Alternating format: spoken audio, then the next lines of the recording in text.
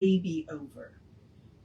For Christmas, one of my coworkers gave me this neat little metal stand which holds phones. Well, it'll also hold iPads, especially if they're not in the case. And I can angle it really well. And I liked it so much that I went ahead and ordered 4 more. So now I have one dedicated to leave in here. So the other interesting news is that it's New Year's Eve. Okay, last day of 2024. First day we've had a frost of this winter. So, yeah, it's been a weird winter. And by tomorrow, the high's going to be in the 70s. So, the weather. Okay, which is why when I do the housekeeping, which I'm about to do, I say, you get 1 email a week unless something unusual happens, and it's usually weather related. So, because the weather around here is nuts. Okay, we are doing a new design for living, so let's do the housekeeping that I just mentioned. And all the housekeeping is me reminding you, we are Creative Life Spiritual Center. The website is creativelife.org with a constant contact email, info@creativelife.org. And as I said, you get 1 a week unless something unusual happens. We do live on the Gulf Coast. Our weather is a thing. So like I said, if something unusual happens, you would get more than 1, but it's a real person doing it. He just doesn't have time for more than that. So, it tells you what's going on for the week and the month. It is also a blind CC, which means nobody's going to see your email. You won't end up on anybody else's email list because of us. And if I didn't mention it, the hot links are hot. If it says click here now, it means it. You can click on that link. It'll take you right to the information or the person that can help you get it. So there is that. Okay, the last thing I should mention, because I'm doing this on social media, is the social media. We do not monetize the social media. We don't want to deal with the ads any more than you do. So what we ask you to do instead is to engage with the pages. Make sure that you like, subscribe, follow based on which platform you are on. And then engage with the individual posts by reacting to the post, commenting on the post, sharing the posts. We think we have good tools to share. We hope you agree with us. And it is a free and easy way you can support the center. All it costs you is a click or 2. So, and we are Creative Life Spiritual Center or Creative Life Spark. And I am the running Rev Ryan across the social medias that I am on. I'm reluctant to change it because eventually I hope to get back to running. We'll see. We'll see. All right. So, A New Design for Living was written towards the end of Ernest Holmes' life. It seems so far, and granted we're only, a couple of articles into chapter 2, to be kind of a good summation of his method, his process for science of mind. So, we are in chapter 2, which is Adventures in Thinking. And I went ahead and put both titles in there just in case I decide to do both. We are going to do What is Mind, and then we may do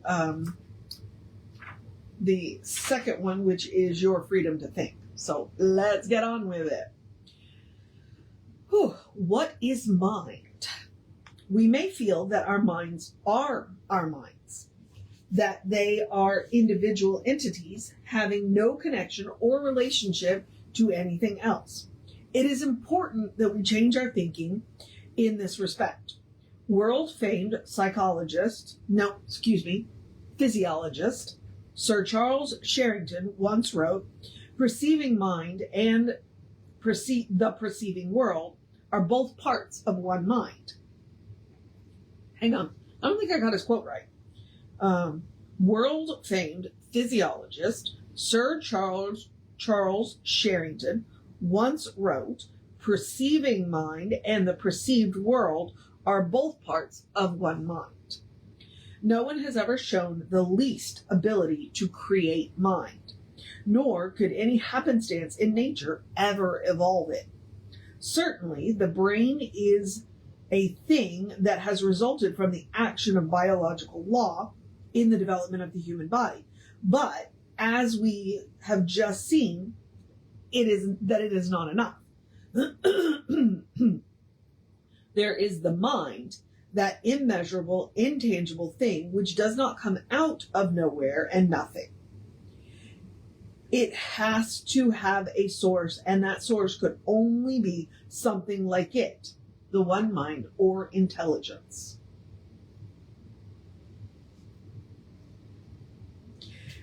Well-known physicist Paul E. Sabine found himself forced to the conclusion that it becomes necessary to identify the rational element of the human mind with the rational element of the universe, and the creative power of human thought with the creative energy that is in the physical world. Okay. In reality, when we use our minds, when we think, we are thinking with and in the one mind. It is always reacting to us. Its reaction is in accord with the way we think. When we consider our thought in this way and the possibilities implied, we find that the potential of our thought is beyond our highest imagination and our greatest dream of good. Regardless of what our feeling about it may be at this time, the creative process of our thought is very simple. Okay? So simple that, in fact, so simple that it likely escapes our understanding.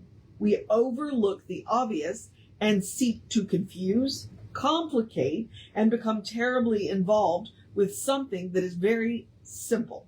Simple to the point that it confounds us. It's called overthinking.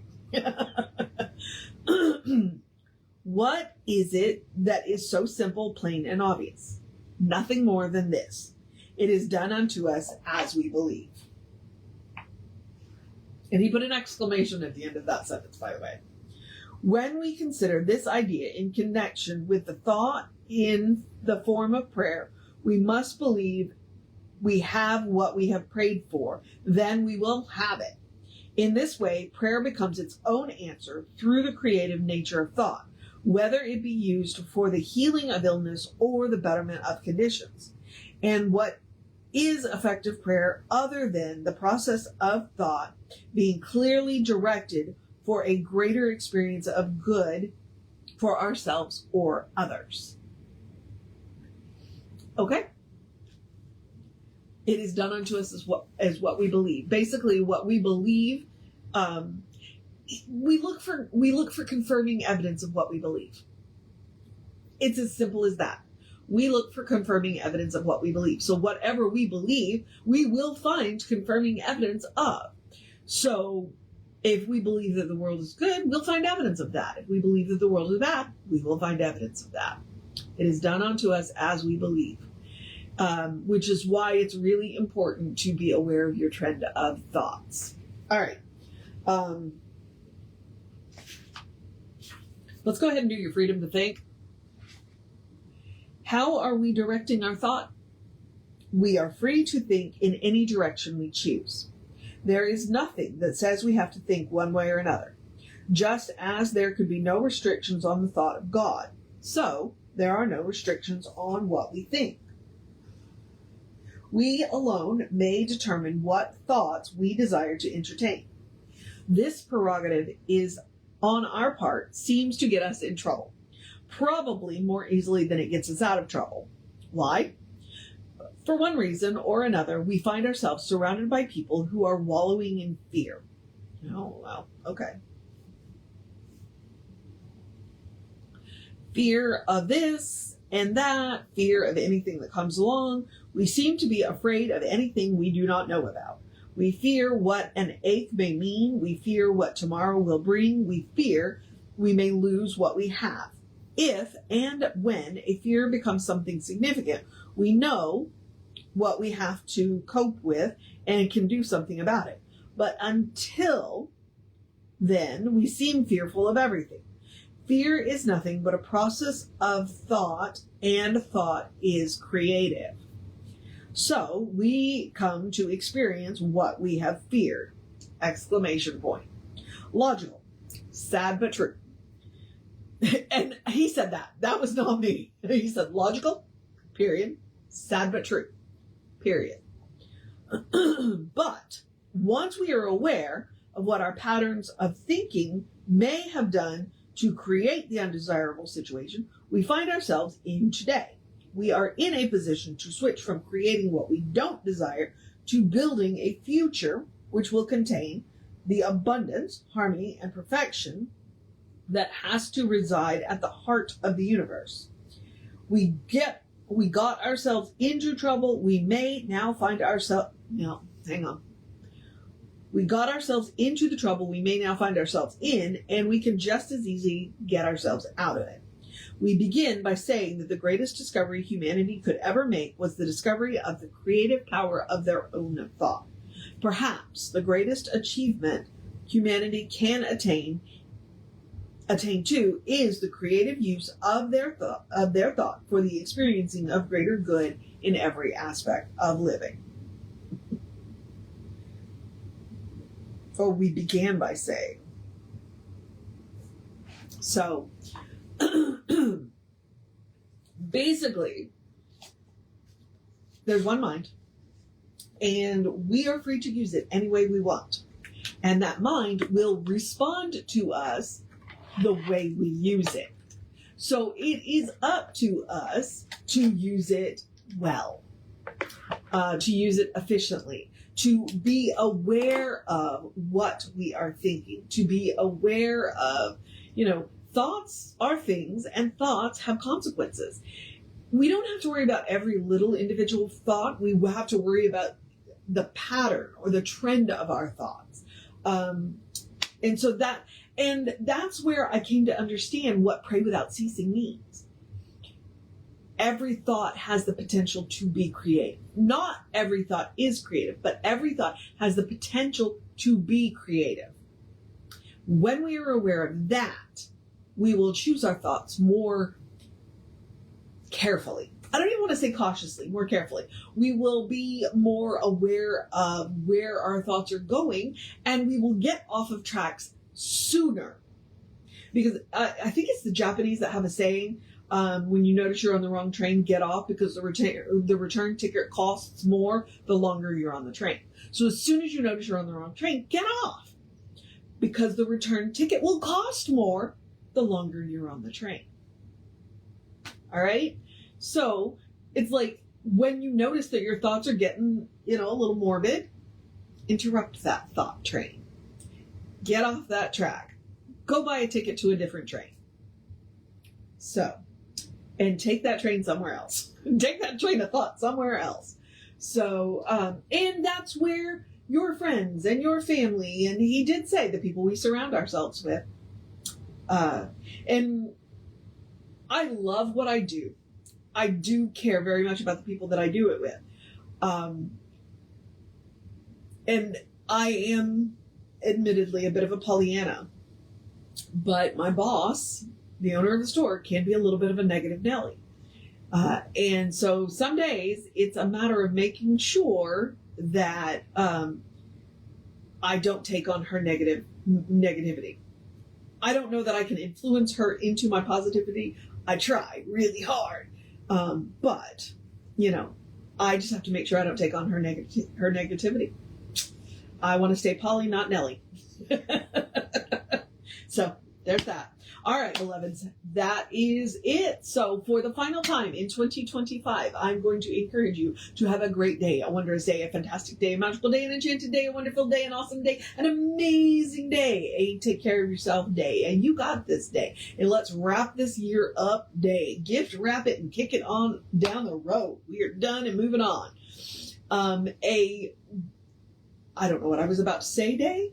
A cuddle your fur babies day, a drink plenty of water day, a dress in layers because it's cold in this morning and warm this afternoon day, a do what you got to do day, a go be with your community day. If y'all are doing anything, we're going to go to the Unity Spreading Bowl tonight. I'm kind of excited about that. Day, a tell somebody you love them day, a take care of yourself day, a make sure you rest a little bit throughout the things, whatever you're doing today. Make sure you have plenty of water around if you're doing fireworks day. As I said, drink plenty of water day. That goes double for if you're partying tonight. A good day. And if that is too much pressure, it's the last day of the year. It may be. Simply have a day. You are enough, just as you are. You are a beloved expression of the divine. You are a brilliant light, a divine spark, spirit in motion, God in action, a beautiful masterpiece, and a work in progress at the same time, at your own pace. And as Reverend Jesse likes to call us, you are a godling. All right? So explore the truth of your being. Get to know who the divine knows you to be, because the divine knows you to be good. And from there, anything at all is possible.